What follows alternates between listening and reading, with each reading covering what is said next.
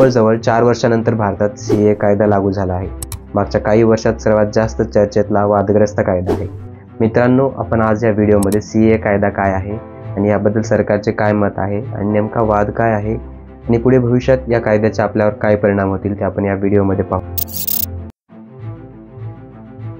Citizenship amendment act म्हणजेच नागरिकत्व सुधारणा कायदा. हा कायदा भारत सरकारने डिसेंबर 2019 मध्ये बहुमताने पास केला होता. अगदी सोप्या भाषेत सांगायचं झालंच तर भारताचा नागरिक कोण होऊ शकतं याबद्दल हा कायदा आहे. या कायद्याद्वारे बांगलादेश, पाकिस्तान, अफगाणिस्तान या 3 देशातून 31 डिसेंबर 2014 त्यापूर्वी किंवा त्या दिवशी आलेल्या लोकांना भारताचे नागरिकत्व देण्यात येणार आहे.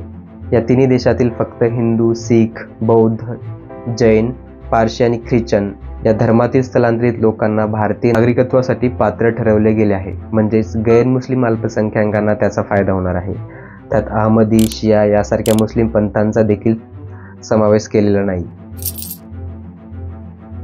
CAA कायदा वादग्रस्त ठरण्यामागचे बरीच कारणे आहेत. त्यामधले महत्त्वाचे कारण म्हणजे ह्या कायद्याला विरोध करणाऱ्यांच्या मतानुसार धर्माच्या आधारावर नागरिकत्व देऊन कायद्याने भारतीय राज्यघटनेतील धर्मनिरपेक्ष या तत्वाला तडा जाणार आहे किंवा धर्मनिरपेक्षतेच्या तत्वांचे उल्लंघन होणार आहे. भारताच्या राज्यघटनेतील आर्टिकल 15 नुसार धर्म, वंश, लिंग, जन्मस्थान यावर आधारित भेदभाव करता येणार नाही. पण या कायद्यामध्ये धर्माच्या आधारावर नागरिकत्व देण्यात येणार असल्यामुळे यावर बरीच टीका होत आहे. पण यावर सरकारचे उत्तर असे आहे की बाहेर देशातील स्थलांतरितांसाठी हा नियम आहे, त्यामुळे तसा भारतीय नागरिकांवर कसलाही परिणाम होणार नाही.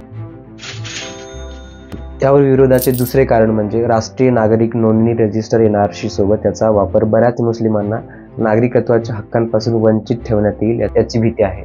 हे सर्व काही हिंदू राष्ट्रासाठी पाऊल आहे असा आंदोलकांचा आरोप आहे. दुसरीकडे सरकार म्हणते की हा कायदा भारतातील कोणत्याही धर्माच्या नागरिकांना भेदभाव करणारा नाही, फक्त निवडक 3 देशातील अल्पसंख्याकांना त्वरित नागरिकत्व मिळण्यात मदत करते. वाद घातल्या जाणाऱ्या प्रमुख मुद्द्यांपैकी एक म्हणजे CAAच्या अंमलबजावणीनंतर संपूर्ण देशभरात जेव्हा NRCची प्रक्रिया सुरू केली जाईल. NRC मधून वगळल्या गेल्यानंतर CAA कायद्याअंतर्गत संबंधित व्यक्ती 6 धर्मांपैकी असल्यास नागरिकत्वासाठी अर्ज करण्यात येईल. त्यामुळे बऱ्याच मुस्लिम धर्मियांना स्वतःच्या देशात घुसखोर समजण्यात येईल अशी भीती निर्माण झाली आहे.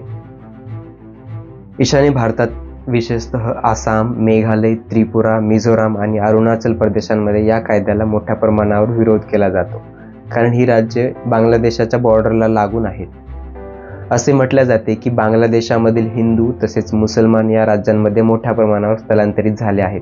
त्यामुळे विरोधकांकडून आरोप केला जातोय की स्थलांतरित हिंदूंना आश्रय देऊन भाजप आपली वोट बँक मजबूत करत आहे. CAA हा गुंतागुंतीचा प्रश्न आहे. दोन्ही बाजूंकडून वाद प्रतिवाद केले जात आहेत. या कायद्याच्या तरतुदी आणि त्यावरून वादाचा अर्थ लावणे हे आपल्या प्रत्येक भारतीय नागरिकांसाठी महत्त्वाचे आहे. तुम्हाला काय वाटते मित्रांनो? खाली कमेंट करून नक्की कळवा. SIT म्हणजेच काय हे पाहण्यासाठी डावीकडच्या व्हिडिओला क्लिक करा आणि अशाच माहितीपूर्ण व्हिडिओसाठी आपल्या चॅनलला सबस्क्राईब करायला विसरू नका.